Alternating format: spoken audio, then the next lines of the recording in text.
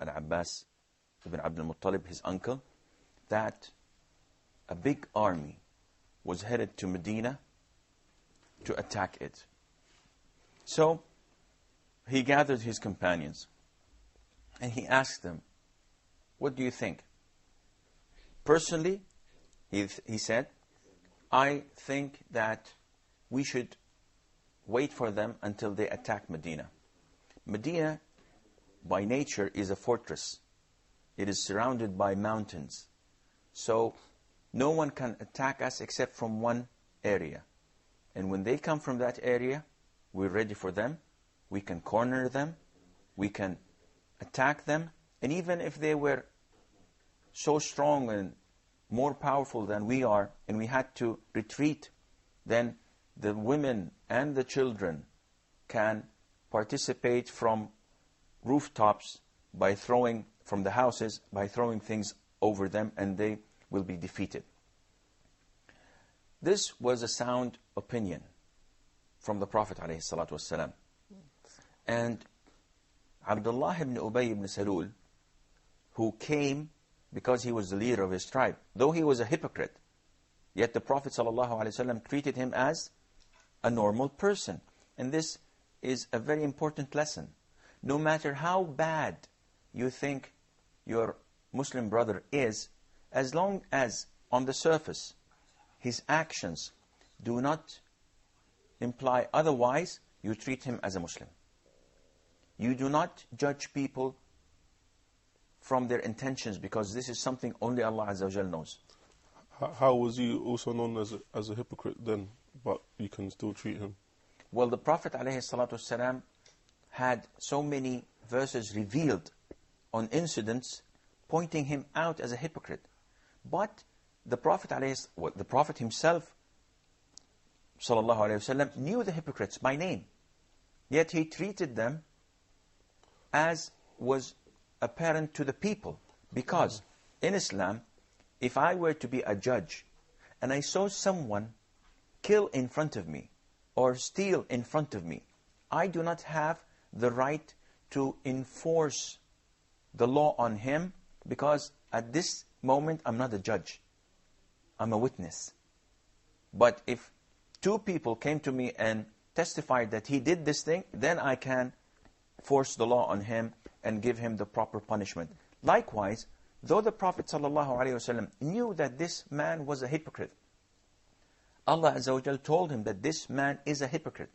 Yet, to show his companions how to deal and act in such situations, he did not harm him. He did not execute him. And on the contrary, when he died, the Prophet ﷺ gave him his own garment to be wrapped in and buried in his grave. And he also wanted to pray the funeral prayer on him.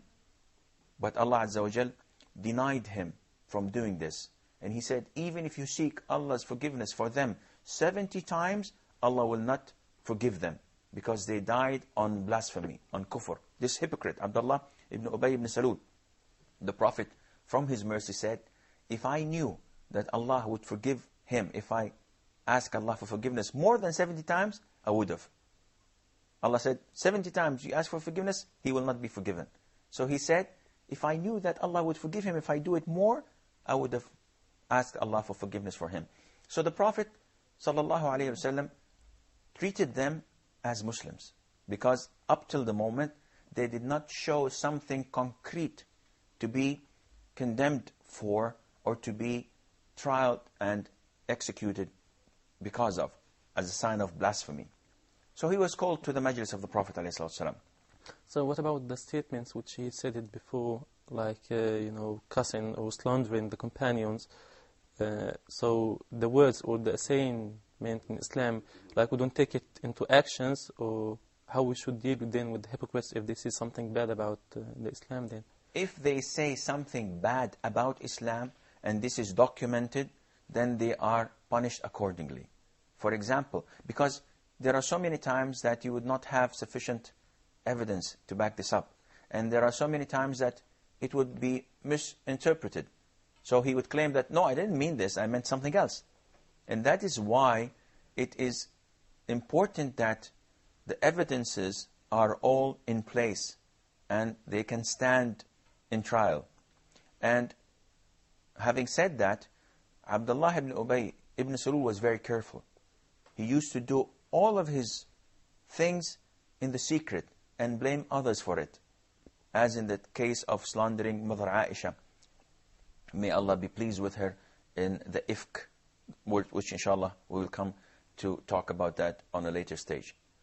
So the Prophet ﷺ's opinion was, we should stay in Medina.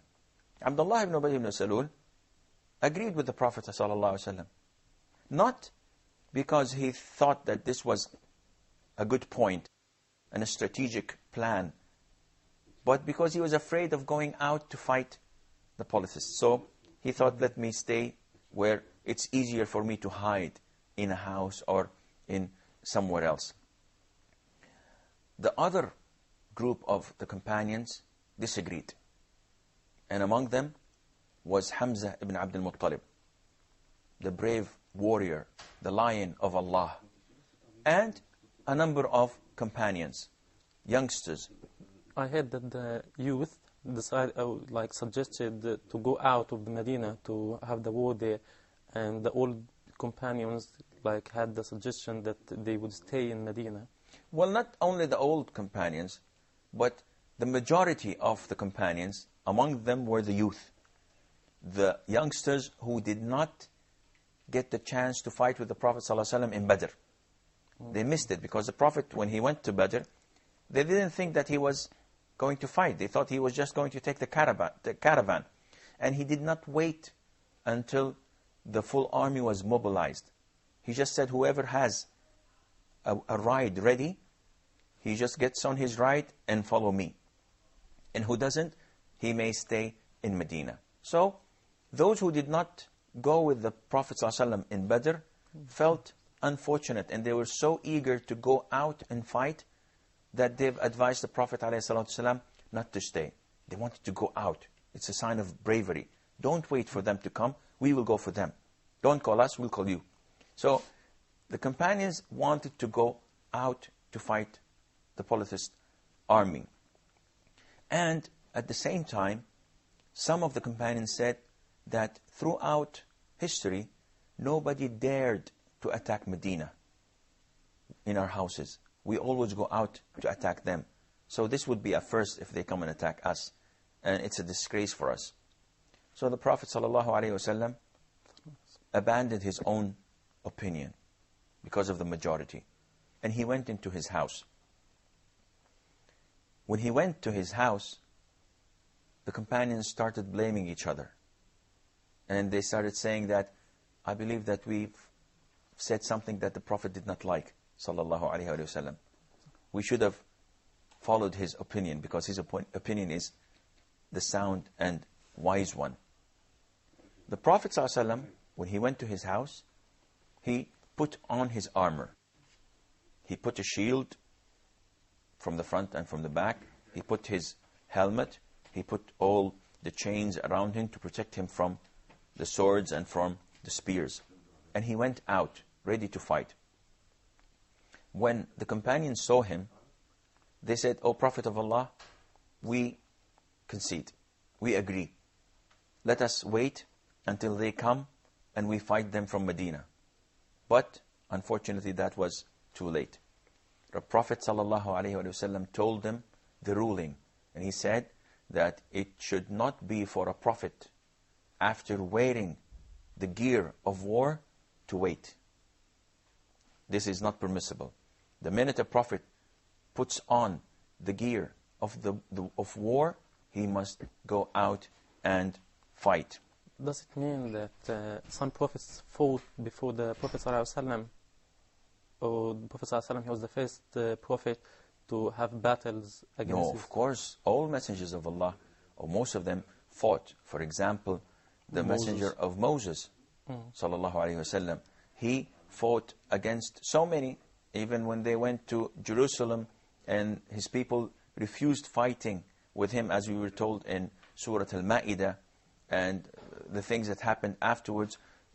Prophet David and Prophet Solomon also were great warriors. David was known, peace be upon him, to make these shields and swords, and Allah Azza wa Jal made iron come so soft in his hand so that he can shape it in any form he likes. So messengers did fight.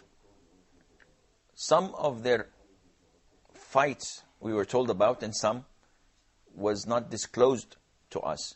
But we know for sure that some of them did fight. David and Goliath is known in the Bible, but we know that Talut and Jalut and what happened with them, and how David killed the aggressor king, and what happened afterwards. Now, going back to the battle, the Prophet ﷺ started to mobilize his own army. Everyone was eager to fight. Now everybody was ready. So no one was holding back like in Badr, because now they know, they're preparing, and they're anticipating the arrival of that army. The army of the Prophet ﷺ was composed of 1,000 men, compared to 3,000 fully armed. And how many riders, how many knights do you suspect they had? They had only 2 riders. Just 2 horses? Only 2 horses. And what would 2 horses do in front of 200 men on horseback, fully armed? And how many men in armor? 100 only. So it was, by today's calculation, not a fair war. Because 1 to 3, and they had the Air Force with them, with 200 riders, and they had only 2 choppers, 2 helicopters that could not maneuver. And they had all the tanks, 700 tanks, and the Muslims had only 100 tanks. So it was inevitable that defeat is coming.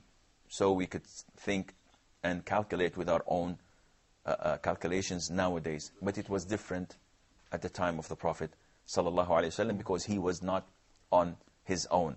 I'm afraid that this is all that time we have for today's program. When we meet next time, inshallah, we will continue to talk about the battle of Uhud. So until then, fi amanillah. Wassalamu alaikum wa rahmatullahi wa barakatuh.